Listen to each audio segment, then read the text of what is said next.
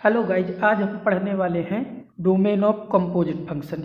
वैसे तो composite function का एक सेपरेट चैप्टर अलग से है, बट यहाँ पे केवल हमें डोमेन फाइंड करने के लिए हम ये पढ़ेंगे। तो यहाँ पे हम समझेंगे कि कंपोजिट फंक्शन होता क्या है। तो फंक्शन ऑफ फंक्शन भी कहते हैं, मीन्स कि जैसे हमारे सामने ऐसे लिख दिया है एफ ऑफ जी एक्स, यानी कि एफ कोई दूसरा फंक्शन है एंड जी कोई दूसरा फंक्शन है, यानी कि फंक्शन के अंदर ही कोई फंक्शन आ जाए तो ऐसे इसको हम पढ़ते हैं कंपोजिट फंक्शन। ठीक है, तो इस प्रकार से जो लिखा होगा वो होगा कंपोजिट फंक्शन। जैसे ये कोई कंपोजिट फंक्शन है तो इसकी डोमेन फाइंड करने के लिए हम बाहर से अंदर की ओर जाएंगे। मतलब इसको हम ऐसे लिख सकते हैं outside to inside, outside to inside. मतलब कि हम पहले बाहर वाले फंक्शन की डोमेन चेक करेंगे, फिर उसके बाद अंदर वाले की चेक करेंगे। ऐप की डोमेन चेक करी और हमें ये पता चला कि ये इसको प्रॉब्लम है ऐप को, तो जो प्रॉब्लम ऐप को होगी वही प्रॉब्लम हम जी को दे देंगे। मतलब कि जो प्रॉब्लम ऐप को है वही प्रॉब्लम जी के लिए हम कंडीशन लगा देंगे।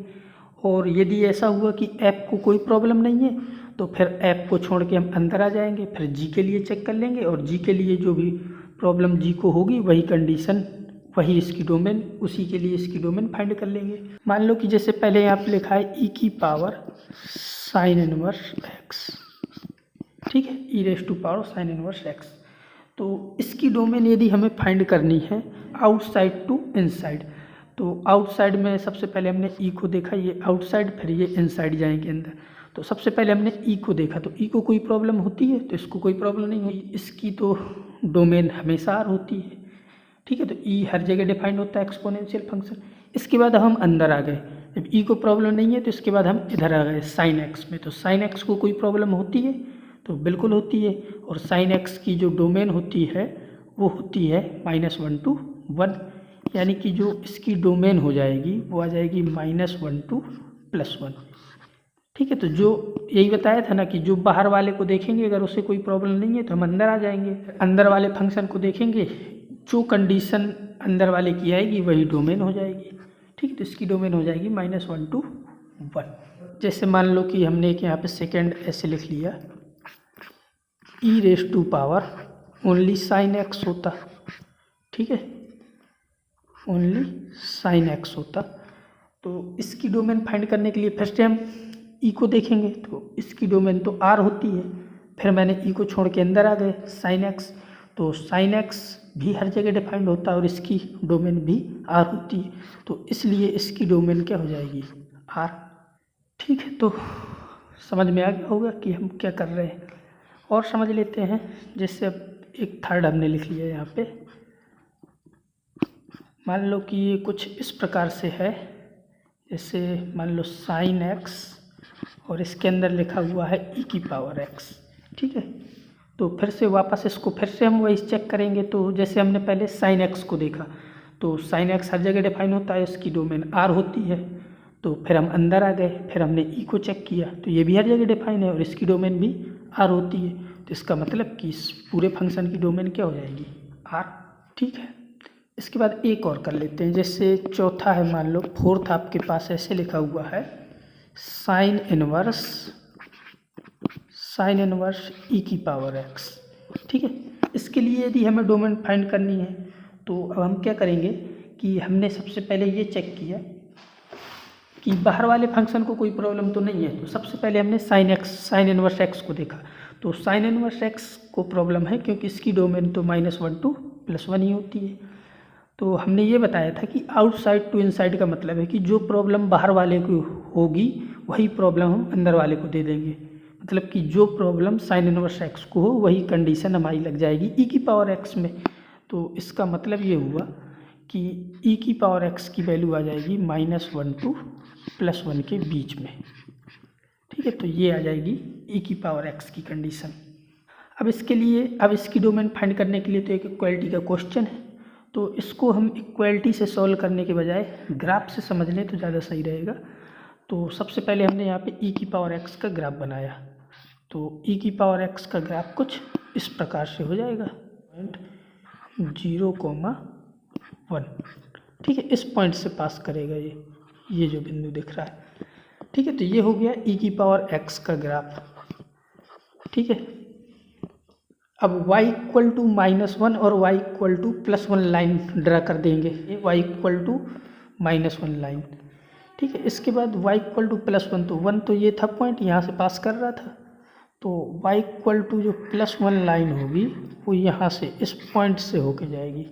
अब जैसे e की पावर x -1 से ग्रेटर आर इक्वल टू है, तो -1 से greater or equal to e की पावर x का ये ग्राफ देख लेंगे। जैसे -1 वाला जो पोर्शन है वो तो x अक्ष के नीचे है, जैसे ये आपका x अक्ष है, तो x अक्ष के नीचे है पोर्शन, तो ये तो अपने आंसर में आएगा नहीं, क्योंकि x अक्ष के ऊपर ही मिलता है e की पावर x का जो ग्राफ है। तो उसके लिए हम दूसरी कंडीशन चेक करेंगे कि e की पावर x जो यहाँ पे है, ये जो दिख रही है आपको e की पावर x, तो यहाँ पे e की power x less or equal to 1, यानी कि 1 के बराबर है या फिर 1 से क्या है, छोटी है। तो इसके लिए जो हम कंडीशन लगाएंगे, तो जब x 1 से छोटा है, ठीक है, तो 1 तो यहाँ पे था, इसके पहले पहले छोटा है ये, यानी कि ये जो अपन को कर्व मिल रहा है, यानी कि ये जहाँ पे हम ये कर्सर चला रहे हैं, ये जो ग्राफ का पोर्शन मिल रहा है अपन को, ये अपने आंसर में इंक्लूडेड होगा। तो यही आपकी डोमेन हो जाएगी, क्योंकि एक से आगे हमें जाना नहीं है। डोमेन हमेशा हम देखते हैं एक्स अक्ष में, तो इसके अकॉर्डिंग हम इसकी जो डोमेन है वो ऐसे लिख सकते हैं कि डोमेन ऑफ द फंक्शन वो हो जाएगी -∞। एक्स अक्ष में ये जो पोर्शन इस साइड जा रहा है ग्राफ, ये -∞ तक जाएगा इस प्रकार से। ठीक है, तो -∞, और ये 0 पे आके रुक जाएगा। एक्स अक्ष पे देखते तो इस मूल बिंदु के आगे तो गया नहीं है, ये 0 के आगे जाएगा नहीं, यानी कि 0 पे हम क्लोज लगाएंगे, क्योंकि 0 तक तो आया है। ठीक है, तो 0 को हमें लेना है, 0 इंक्लूडेड है, तो -∞ टू 0, ये इसकी डोमेन हो जाएगी। ठीक है, I hope this is clear.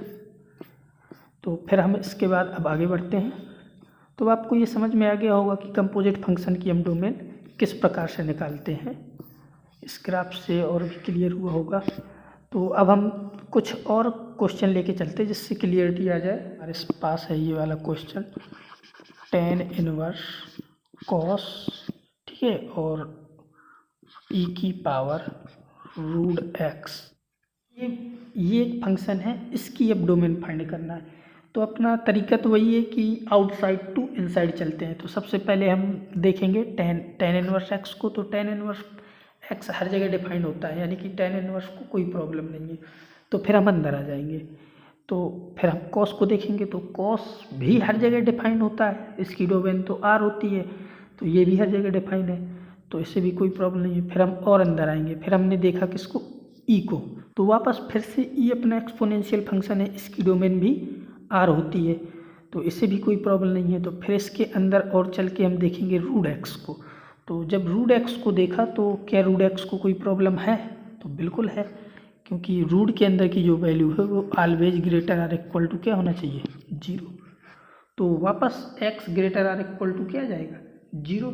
इसका मतलब यही इसकी डोमेन हो जाएगी। और हम इसको इस प्रकार से भी लिख सकते हैं कि x बिलोंग्स टू क्या होगा, 0 या फिर 0 से बड़ा। ठीक है, तो हमने 0 को लिया, 0 पे क्लोज लगाया, इसके बाद 0 टू इन्फिनिटी, और इन्फिनिटी में तो हमेशा ओपन आता है, तो ये इसकी डोमेन हो जाएगी। जैसे मान लो कि ये क्वेश्चन है, इसको हम सॉल्व करते हैं, इसकी हमें डोमेन फाइंड करनी है।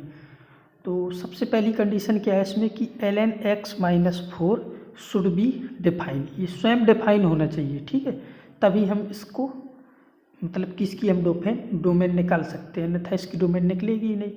तो डोमेन चेक करने के लिए अपना मेथड तो वही रहेगा कि जैसे 1/ln x - 4 है, तो कंडीशन क्या होती थी कि जो चीज़ डिनोमिनेटर में आई है वो 0 नहीं होनी चाहिए, मीन्स कि ln x - 4 is not equal to 0। पहली कंडीशन तो ये हो जाएगी। इसमें क्या है कि जो लॉग होता है, ln का मतलब है कि जिसका बेस e है, तो वो तो 1 है नहीं और 1 से बड़ा है, क्योंकि 2 पॉइंट समथिंग होता है वो कुछ। तो इसका मतलब ये हुआ कि इसमें जो इसका आर्गूमेंट है x - 4, केवल ये 0 से बड़ा होना चाहिए। ठीक है, 0 भी नहीं होना चाहिए और 0 से बड़ा होना चाहिए। तो तो जो दूसरी कंडीशन है अपनी वो हो जाएगी x-4 ग्रेटर देन 0। तो इसका मतलब हुआ कि x ग्रेटर देन होना चाहिए 4। अब जब हम इस साइड वाले को सॉल्व करेंगे कि ln x-4 is not equal to 0, मतलब कि ये 0 नहीं होना चाहिए। ये 0 कब नहीं होगा? जब x-4 यानी कि जो इसका आर्गूमेंट है वो 1 नहीं होना चाहिए, क्योंकि यदि ये 1 हो जाएगा तो ये 0 हो जाएगा। तो x-4 is not equal to 1 means कि x is not equal to 5।